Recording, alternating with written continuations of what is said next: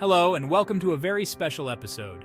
One where we're not dissecting the latest political scandal or corporate malfeasance. Don't worry, we'll get back to that soon enough.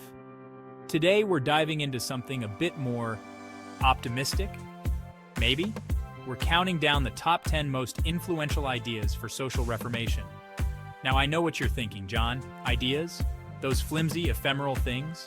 Can they really change anything? And to that I say, well, you're not wrong to be cynical, but just hear me out.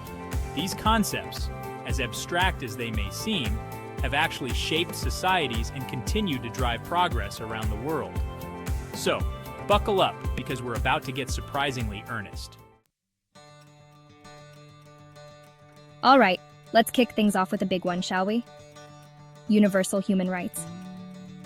This idea, as simple as it sounds, is actually revolutionary. It's the radical notion that everyone, regardless of where they're from, what they believe, or what they look like, is entitled to basic rights and freedoms. You know, things like not being enslaved, tortured, or arbitrarily detained. Wild, right? And before you say it, yes, these rights are frequently violated. But the point is, they exist as a benchmark, a standard we should constantly be striving for. Otherwise, it's just a free-for-all out there. And frankly, I don't trust most of you to behave in a free-for-all. Next up, we have the concept that gives power to the people. And by people, I mean those who remember to register to vote democracy.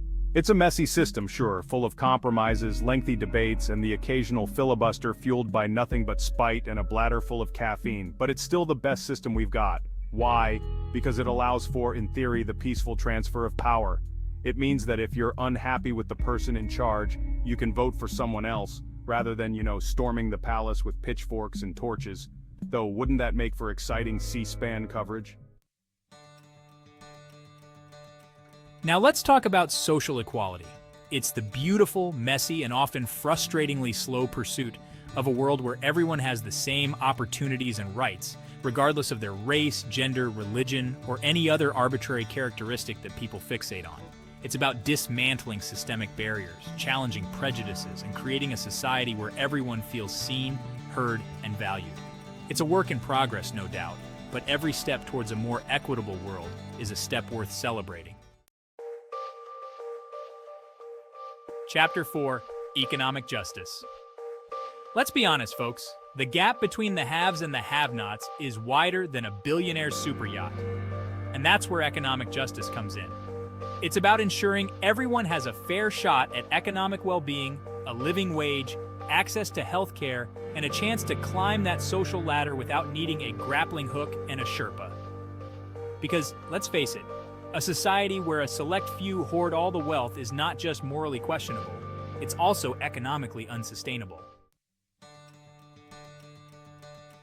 Chapter 5: Environmental Sustainability.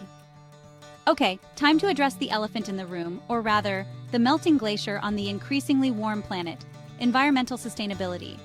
Look, the Earth is not ours to plunder and pillage like a band of drunken pirates. We've got to start treating it with a bit more respect, like a shared apartment we don't want to get evicted from. This means transitioning to renewable energy, conserving resources, and maybe cutting back on the single-use plastics.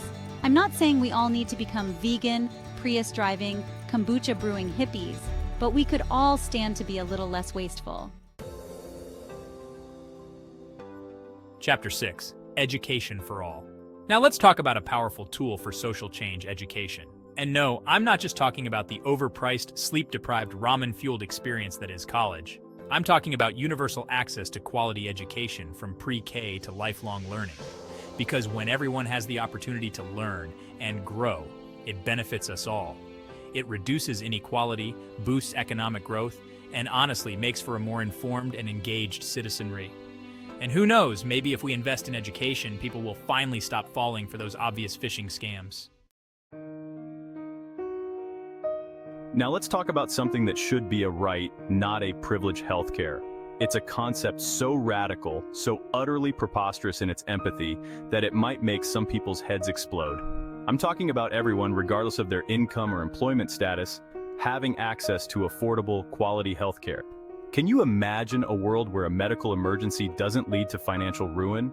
Where people don't have to choose between filling a prescription and putting food on the table?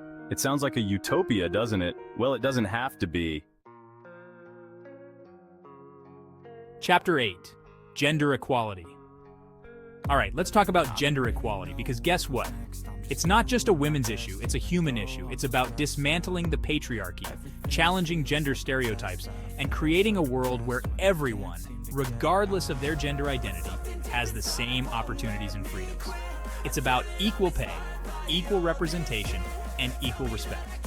And to those who say, but what about International Men's Day? Well, first of all, that exists.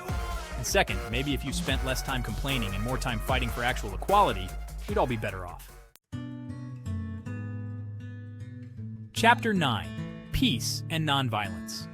In a world often defined by conflict and division, the idea of peace and nonviolence can seem almost naive.